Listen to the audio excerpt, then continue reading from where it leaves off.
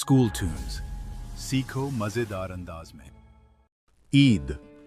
आज ईद है। सब लोग ईद की तैयारी में लग गए।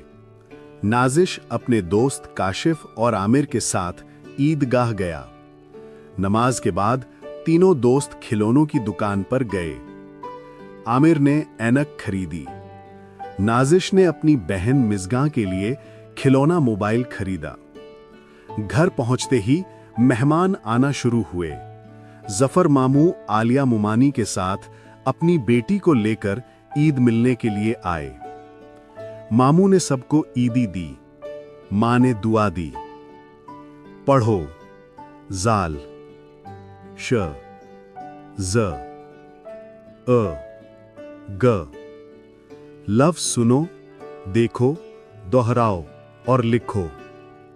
ईदगाह, लोग, ऐनक, मोबाइल, ईदी, दुआ, नाजिश, काशिफ, आमिर, मिज़गां, जफर, आलिया, शबनम। देखने का शुक्रिया। मजीद सीखने के लिए हमारा चैनल स्कूल टून्स सब्सक्राइब करें। अल्लाह हाफिज।